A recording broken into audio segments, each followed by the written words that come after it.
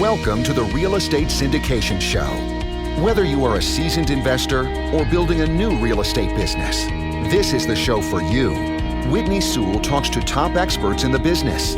Our goal is to help you master real estate syndication. And now your host, Whitney Sewell. This is your daily real estate syndication show. I'm your host, Whitney Sewell. Today, our guest is Terry Hale. Thanks for being on the show, Terry. Hey, thanks for having me, Whitney. Look forward to it.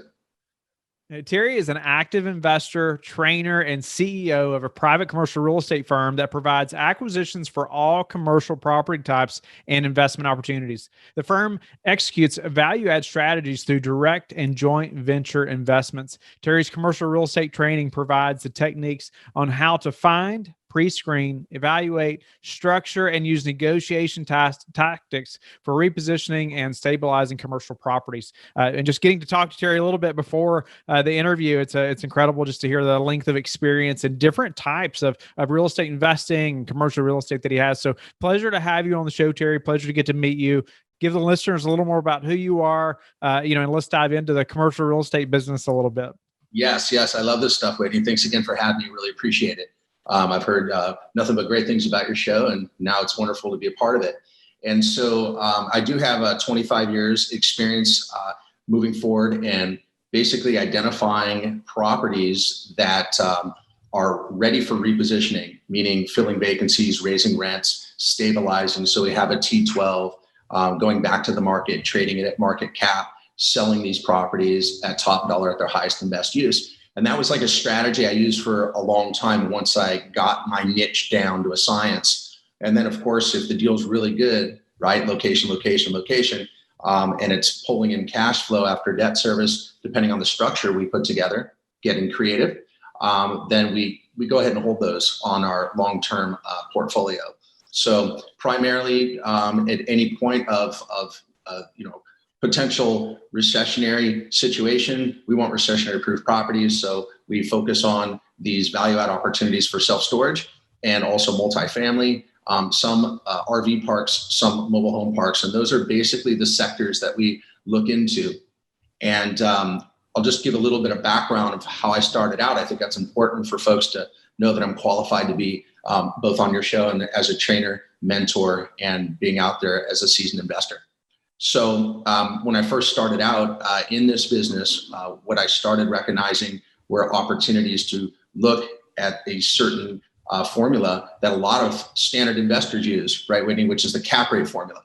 And looking at that cap rate formula, I get out there and I look for property, dig around. This was even before the resource of the internet was available. So I was out there, traveling, really pounding the pavement and doing it old school style. I hate to age myself by saying that, but it's part of it. And so I recall one deal in particular where I'm out here in California and I was in Florida, and it was right around 4th of July, and it was so hot, a different type of heat. And I remember sitting there speaking with this gentleman about this opportunity. It was on John Young Parkway by the Millennium Mall. Maybe some of your listeners know it. And I was looking at this project. It was a ground up type of opportunity. I was just going to do acquisitions and secure the land, and then I would just sell it off to builders and developers. That was part of my strategy at the beginning of my career. And in that hot sun, it was so humid, almost fainted right there in front of this guy. He said, well, why'd you travel all the way out here? We could have just done business over the phone. And that was kind of like my aha moment into, okay, there's other ways to do business and more efficient ways. And by doing so, and just using the phone, right, and being able to smile and dial and connect with people, and really honing in on the fact that I need to focus on reposition property where people have to sell, not just want to sell. And that's kind of how I entered into doing what I do today. And we move forward. We tie up anywhere between a deal to 3 deals a week. It's a massive amount of energy that goes into it. I have my folks that are sitting just across from me right here in my office, even today, doing acquisitions, and we're, basically thrown against the wall, see if it sticks, make sense of it. And if it looks good, we go ahead and put our time and energy to take it to the next level. That's awesome. I appreciate you elaborating too, just on your experience and what you all are up to now. And maybe you could, I wanted to back up just a little bit. You talked about like getting your niche down to a science, and maybe you could just speak to the importance of that. Is that, does that mean to you, just finding one kind of asset class, or obviously you talked about the reposition properties. Maybe you could highlight that a little bit. But how has that changed your business? Just really finding your niche and even getting it down to a science, like you mentioned. It's changed like dramatically, because before, like I was saying, we throw everything against the wall to see if it sticks. Time is your most precious asset. So if you're out there and you're working with projects and you don't have really a laser focus, and you're more so like doing that shotgun approach, just kind of sporadic, and it's just going after all these different, as you mentioned, asset classes and different locations. And it's kind of like being blindfolded with a handful of darts being thrown at the map, and you're all over the place. And how can you justify a good opportunity and an investment of your time and energy and capital to move on? So we really toned it down. We started looking at certain markets that are appreciating. We do look at crime reports, obviously, like all the basics that any investor that's been in the game just for a very short period of time would want to know. We want to know, are more U-Hauls coming in or more going out? We want to understand exactly, is there large master plan communities coming in? Is the place saturated? If you're dealing with self-storage, how many other facilities in the area? Are you the big fish, the small fish? All these little things come into play as far as our metric of how we move forward. And then I really hone my skill set for myself and my team and all my clients that are out there to use something that Whitney, I call three-prong approach. And, diving deep into really my niche, we're looking at dollar per door, we're looking at dollar per square foot, and we're looking at an income approach. And a lot of times we're looking at these reposition properties, so they don't qualify for bank financing because the books are so bad. Like there really is not a P&L. There's not a trailing 12 months. So, if it comes down to it, like I literally just put this deal under contract 2 weeks ago, and I've been waiting for the P&L and for all of the expenses and everything to come through, and all the supportive info for my due diligence. And it came through on handwritten, scanned, pieces of paper that were scanned in. And I'm like, I hand it to my guy, Matt. I'm like, here, try to make sense of this one. And so, taking that time and energy, we need to understand that a lot of these deals, they don't have intelligent documentation. And so we're very patient with that. So we have to look at it as replacement value, as if it fell to the ground, what would it cost to replace it? That's going to be our dollar per square foot, or our dollar per door if there really isn't any deferred maintenance. Or if there is deferred maintenance, we need to add that to our purchase price to know what our total skin in the game is going to be on our purchase. So once we kind of dial all that in, we look at an income approach, and this might sound crazy to some of your listeners, but we're buying property that is ready for repositioning, that is suffering, and we're buying it for 10 cap with terms. Like I have 4 deals right now, all 4 of these deals, and I'm just talking specifically about these, they have 10-year seller finance notes, which is amazing. Nice. And they're all low, a cash outlay. But they need where the capital goes is not so much into the repositioning of the property as far as the cosmetic and deferred maintenance. It's more so into plugging it through with either an e-commerce for self-storage or getting the right management for multifamily. And believe it or not, that takes some time. It takes some energy. So I'm not dishing a magic pill here. It takes time. And I'm sure your listeners that are out there being investors, they know that you have to pick and choose the right deals. And if you don't, then you could end up taking over a headache that can't be cured. So we're very careful in our niche with acquisitions. No, I like that. I like how you just call it getting it down to a science. And I think that's where you're really going to start to see things to speed up for you, right? You called it like a recessionary proof property. Elaborate on that a little bit. Just what you see as that recessionary proof property, what that means to you. Yeah. So, I don't have a crystal ball. Mine's in the shop, right? So I can't predict the future. But, the fact is, as we're all in this current timeline, there's still all those people, 50 million plus unemployed. And, there's all this money that's supposed to be supportive for these people. That's eventually going to dry up, or they're going to have to go print more money. And I'm not sure what's going to happen, but I know there's going to be a ripple effect down the road somewhere. So when that happens during a recession, you got a house, someone's living in that house, they lose that house, they have to downsize. Where do they move into? They go into multifamily, or they'll live in their RV, or sometimes, unfortunately, their car, and try to park it on an RV, or they'll move into seriously affordable housing, which is mobile home parks. So that's why those are recessionary. And then if they downsize, especially businesses closing, they're not just going to get rid of all their stuff. I was looking at statistics, which I'm sure a lot of people have seen the same statistics, and they show that self-storage is so low on the risk factor. There's only one less risky, which is data centers, right? Which is pretty amazing. So everyone will eventually, in my forward thinking, people will eventually pay their bill if their average storage is $50. But if someone's rent happens to be $750 or $1,000, like, they need to eat first. But they'll always, they can fall behind a couple of months and then scrape together some change out of the couch to pay their self-storage bill. So that's why it's so, less risky. But self-storage is not just my main focus. I'm really looking at all different property types. And I authored recently, self-published a book called The 2 Best Strategies to Profit with Commercial Real Estate. And the 2 strategies are, one is to locate the ideal property that can survive a down market and hold it as far as part of your portfolio. And then the other strategy is to find, as you said, pre-screen, evaluate at the beginning of our call, and really identify a great opportunity, create some great terms with negotiation tactics, and then offer that back to a wholesale list so people can get out there and take advantage of our efforts of putting a deal together. Nice. No, that's awesome. I just appreciate you elaborating even on self-storage as well, and some of the statistics and things we need to be looking at. You said, in the beginning, you started using a cap rate formula. Could you just, tell the listener, like, what does that mean, and has that changed? Right. So what was taught to me a long time ago is your standard cap rate formula, which is all your gross income, which is really basic, right? And then you itemize your expenses, and they have to be justifiable expenses. Once you take out those expenses, then you end up with your net income. And the standard formula is your NOI divided by your purchase price equals your cap rate, which is a double digit or a single digit number. The double digit, the higher the number, the better for the actual buyer, because you're not buying retail. And if you're looking at a low cap, like out here in California, we got crazy caps, man. We got like 3 cap, 4 cap, 5 cap, 6.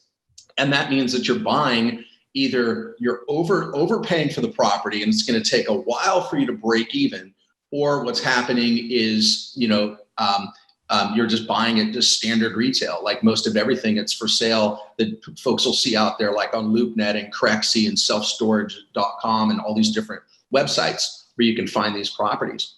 So what I started using is what I refer to as a 10 cap formula. And it's very, very basic and super easy to use for anyone who's just starting out and you want to identify a great deal. If you were to tell somebody, hey, I got a deal on a 10 cap as is, not a forward-looking projection, but an as is 10 cap, they're going to drool and they're going to want the deal, right? Because if people hear about that, they're like, well, I could make money right away because I'm buying so aggressive, meaning I'm buying very, very low. And we buy on the as is value. So if the as is net income, remember the gross minus expenses equals the net. If that annual number is, let's say, 53,000, well, then our offer is going to be around 530,000 for a 10 cap. If it's 61,000 NOI, it's 610,000. So all we're doing is just adding zeros and using that metric. It's a very quick, surefire way to just look at these deals and see something. And obviously, if you see it's a $50,000 net income and they're asking $1 million for the property, then right away it's like at a 5 cap. So you pass. And how quick can someone just go on a website and just like rip through it and just look for deals that are sitting at 10 cap? And even some of these websites will have filters, and then they have keyword searches where you can actually put in, certain cap rates where you can go, 8 cap to 12 cap. And the fastest way to turn an 8 cap into a 10 cap is just offer them a lower purchase price. That's it. That would be the fastest way from the very beginning, right? Yep. Wow. No, well, tell me some of the systems that you have in place now to be able to, do 1 to 3 deals a week. That's very impressive. Yeah. So one of the ways that we pursue these deals is we've been constantly creating relationships, quality relationships, and actually producing results. So you know how it is. If you show somebody, hey, I can go ahead and close this deal, we can make money on a distressed property that no one else can move on, and everyone is, basically just pitching it and doing full lowball offers because they're trying to get such a great deal. But we get really creative, which allows us to pay a little bit more for the property, but we also can avoid having to go and get bank loans. So for example, I have a self-storage in Tyler, Texas that just got tied up about a week and a half ago. And it's a smaller deal. It's a turnkey deal. But the seller, he was super motivated because he was just basically out of gas. He didn't want to deal with the property any longer. It's gated. It's, fenced and gated. And it's super clean, no deferred maintenance. He wanted a certain price for it because that's what he owed. And we ended up giving him a little bit more than what he owed. At that point in time, he carried for 10 years, 5% interest only for the first 2 years to keep our payment low, and then 5% principal and interest on a 30-year amortization. So it stretched over 30 years for the remaining 8 years. And our payment, seriously, it's $310,000 is what's the actual seller carry. I got in on that deal for 40 grand. And my debt service for the first 2 years is $1,250. And then it jumps up to $1,690. The deal will be cash flowing $4,300 right out of the gate. And it's a 62 unit, and 30 of those units are actually filled to date with under market rents. And all we need to do is get in there with a 90-day, marketing plan. There's tons of companies out there that'll do a 60 to 90-day marketing plan for very inexpensive cost. They blanket the area, both online, offline, banners, pay-per-click, everything else, standard stuff in the industry. And we feel confident that we can fill it within 90 days. And once it's filled in 90 days, like I said, cash flowing over $4,000 a month. So nice. That's like a classic deal that we'll put under contract. And then what we do is I have something called the Commercial Buyers Club.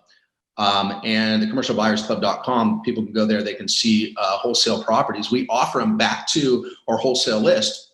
And here's why. I'll offer that project back to the actual buyers list and tack on my additional $150,000 assignment fee. I'll assign the contract, let somebody else take it. And as people say, well, why would you do that? Well, if you take simple math and you go 150,000, you divide that by 4,300, it's going to take me around, 36 months to get my money. So do I want to take my money and run now or wait 3 years? So it's just a matter of taking paper from one side of the table and moving it to the other side, Whitney. And we do that. And like I said, the bigger projects, the larger ones that we can play appreciation and depreciation on and cash flow we keep. But these smaller little ones, we pop them off to the list and let somebody else take it and run. And, that project in 10 years, it'll trade at a 7 cap. At full with a T12, it'll be worth $800,000.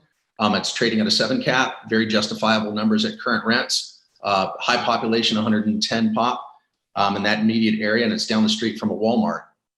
Someone told me once, if you're going to buy a property, make sure you can see a Walmart and you can smell a McDonald's. That's probably good advice right there. Yeah. Terry, what's been the hardest part of your syndication journey or just commercial real estate?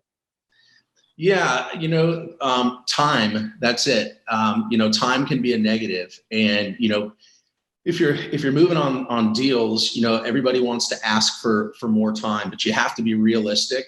You can be optimistic, but you have to be realistic. And I think that's the biggest deal killer is that you have a due diligence period, meaning your inspection period, then you have to close it. And if you're moving on these deals, a lot of times you can't tie something up for 180 days. No one wants to wait a half a year. So you have to have your ducks in a row. There's a lot of different ways to do it. Fortunately for me, I've created great relationships, both local out here in Malibu, very affluent area, and from afar with places that I've visited and places I've been a speaker and trainer at, and relationships that I built. But, as we know, during certain times and certain conditions, especially with what's happening here in the U.S. economy, people like to keep their chips close to their chest too, and they're very cautious. I think they've been following Warren Buffett, say no a lot. Terry, how do you prepare for a potential downturn? What I do is ramp up wholesaling. and hang low and save dough. And I think that is the most sound bit of advice I can give anyone. There's great opportunity all around us. And a lot of times we all want to be these folks that are out there, and we like to create, because all humans like to create. We like to envision things. It's our God-given right to live life in abundance. So we create things, right? And with that, people love to do development, but I would really not like to see anyone get into a project and then have funds dry up and get stuck, because that's happened in the past, as we know, during the last downturn. And I think that's kind of the writing on the wall. So for me, again, hang low, save dough, continue to wholesale, continue to create opportunities, leverage with seller financing, and really just pay it forward. And don't be greedy, because pigs get fat, hogs get slaughtered. Great advice. What do you predict to happen in the next 6 to 12 months in the real estate market? I think it's going to be an absolute feeding frenzy. I think the people that are sitting cash heavy, as they say, the golden rule, who has the gold makes the rule, and cash is king. So if you got the money and you can move it forward, you don't even have to have a lot of money, especially if you can find people that this is actually a helping business. We're actually helping people, because if we can create a seller finance strategy, and some people really look down on seller financing, I think there's going to be an abundance of seller financing, because especially with certain things that are wanting to be written up, as far as wealth tax and all these things, and maybe taking away 1031 and all these things that are out there floating. Seller financing is very advantageous, because they don't have to pay capital gains, right? And they don't have to worry about what they're going to do at the end of the day when they're sitting on a war chest of funds, and they can just be the bank. And I think people they're already more open to it here now. But I think going into the next year, this next year, 6, 12 months, I think there's going to be, like I said, a lot more seller financing, a lot more openness and willingness to listen. Where last time, when you mentioned seller financing in a hot market, people are like, "Oh, you don't have the money to do the deal," and right away they're sniffing you out, saying that you don't have the money. But if you can get in on average at 5 to 10% down, and of course you need your cash reserves. You have to have your cash reserves, because Murphy's your partner. But even so, with very little cash outlay, you don't have to come out of pocket and slap it down, or have to worry about getting a bank loan. Got to have cash reserves. I could not agree more. Terry, I believe anyone that's successful in business, but especially real estate, has a high level of self-discipline. How did you gain such a high level of self-discipline? I think it came from trial and error is where it stemmed from, because I spent a lot of time dealing with projects that just were not worth it. And I was dealing with a lot of partners. It's kind of like a two-headed monster. Someone said that to me the other day. They said, partnerships sometimes can be like a two-headed monster. I said, I get it. Someone's got to be the face of the project. Someone's got to have control. Someone has to understand time management. And that's how I feel that I've disciplined myself. And then also, because I'm a trainer, a mentor, a coach, a teacher, that if I'm going to be showing somebody else how to do something, Whitney, I have to make sure that I'm on point as well, and that I'm also disciplined. Do you have a daily habit that you could share with us that you're disciplined about doing that's helped you achieve success? Yeah. Some people ask me from time to time, they say, do you want to make this call? Are you ready? And I always say that I'm born ready. It's like there's no posture. Like, we have to be able to walk and chew bubblegum. You have to be able to do multiple tasks, but not be a control freak. It's okay to give a task to someone. It's okay to educate and delegate. And that's what I've done. I've mentored people here in-house, and I've asked for them to do things for me the way that I need them done, so they're done right. But I'm not doing it myself. So duplicating yourself is one of the most important things that you can do in business to ensure your success. On that same note, what's a way you've recently improved your business that we could apply to ours? So the way that you could increase volume, because it's growth, right, is make sure that you actually are doing not just good business, but you're also doing things that are extremely efficient. If you're working with someone, or you're doing something, whatever it happens to be in your business model, and it's not producing, like, just kill it. Like, I always tell my guys, I'm like, get to a no as fast as you can. Don't concentrate on the yeses, concentrate on the nos. Because if we can get to the nos and basically take out everything that's not working and get away from those time wasting events, then we're not going to be bogged down. I mean, seriously, if you just sat down and just grabbed, a piece of paper and just wrote down everything that's happening in your business day in and day out, just during the week. And then you said, okay, we could do away with this, do away with that. We're spending too much time on this, spending too much time on that, and just focus on the things that are actually producing results. You're going to scale immediately. It's inevitable. What's the number one thing that's contributed to your success? The number one thing that's contributed to my success is support of both my family and my team. And, it's really, really important that people support you in your business. And just recently, I had a few people leave my office because they lacked in support, understanding, respect. And so instantly, they couldn't believe that I let them go, but I had to. It wasn't a matter if I wanted to. It wasn't about the emotion. It was that if someone's not good for your business and someone's not supporting you in your dreams and endeavors, it's time for them to kick rocks and hit the door. Mm-hmm. And you can never look back. Yeah, hard decision, but the sooner the better, right? What about your best source for meeting new investors right now? So that's exactly what I've been doing is obviously the social media platforms, getting out there, pushing out my message to the market. You can have the best business card in the world, but if it's sitting in your fancy pants wallet, it's never going to be seen, right? No one's going to know it's there. No one's going to know what you're talking about. And you could get out there and you could be as crazy as you want. You could do rants. You could be, someone out there that's always on, Instagram, or someone who's always pushing, these video ads out, or maybe that's not you. I would say that you're going to make a horrible somebody else, but a perfect you. So just be yourself, do the best you can. Have a high level of integrity, as we do here in my firm, and just get out the message that you want. Don't be afraid to ask for the order. Don't be afraid to get out there, and don't hide behind anything. Just be yourself and make sure that you have clarity and speak for purpose and get the message out to the market of what you want, and people will listen and they'll surface. So since I've been doing more and more of that, Whitney, I found that we've ramped up. I mean, we've had, hundreds of people per week come through our pipe. And from there, it's not about me being bogged down and making all these calls to these people. You have to utilize technology.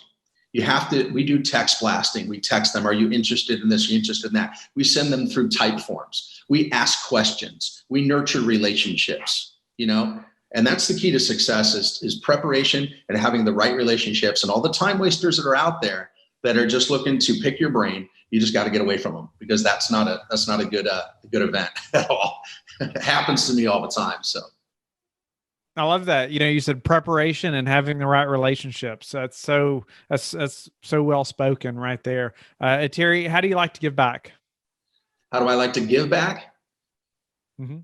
I like to give back in a way where, again, it stems from not being greedy. Even Warren Buffett uses his whole term, and we all know it, when people are greedy, that's when you're fearful. When people are fearful, it's when you're greedy. That's okay. That statement is actually a positive statement, because he's saying that when people are out there on a feeding frenzy, you got to watch what you're doing and you got to do things the right way. But what I'm talking about are the people that are out there that are so greedy. I recently had this gentleman on this property. I'm not going to disclose where it is, Whitney, but it was a larger 600 plus unit self-storage. And this gentleman, he put down a $10,000 non-refundable deposit. And this is my freedom of speech, so I can speak, but I'm going to speak in a positive way regardless. They waited to the very bitter end, and it was going to be a wholesale deal where I was going to sign the contract. And they just got so greedy because they didn't want to pay the fee, the assignment fee, because it was over six figures. And I understand that. But, for me, if I'm in a situation and somebody brings me a lead that's going to come to fruition, that's my biggest give back, is to make sure that people get fed. Because us investors, when we're out there, us entrepreneurs, or us people that are out there doing that creation I spoke of, we have to rely on people that have a high level of integrity that are also going to give back. And when there's that lack of give back, then that's that resistance, and then comes that negative energy. So my biggest give back is to ensure that everybody eats. Super important. Love that. No, Terry, it's been a pleasure to meet you. Pleasure to have you on the show, and I just love how you've just highlighted so many things for us today. I mean, whether that's having, niching down and how that's helped you, recession-proof properties, your 10 cap formula, and just how you focused on the reposition properties and got to 1 to 3 deals per week. But then also, I loved how you mentioned just the importance of preparation and having the right relationships. So crucial. Terry, it's a pleasure to meet you again. Tell the listeners how they can get in touch with you and learn more about you. Yeah, thanks for having me too, Whitney. Greatly appreciate it, man. So people can reach out to me on my website. It's Terry Hale, TerryHale.com. This is my podcast, Wealth by Design, so they can check that out as well. I'd like to reciprocate, have you on soon enough, Whitney. We can talk about some things that you do that would also be a big give back. And people can reach out just to my website. It's very easy to get in touch with us. I'm someone who's accessible, so I encourage people to reach out if I can assist with showing you how to build wealth with commercial real estate, how we get out there, reposition properties. I do have a mentorship program, and I'm also here to partner with people that have capital that want to get out there and build wealth. And I've always said, Whitney, look, you got one life to live it wealthy. Thank you for listening to the Real Estate Syndication Show, brought to you by LifeBridge Capital. LifeBridge Capital works with investors nationwide to invest in real estate, while also donating 50% of its profits to assist parents who are committing to adoption. LifeBridge Capital, making a difference, one investor and one child at a time. Connect online at www.lifebridgecapital.com for free material and videos to further your success.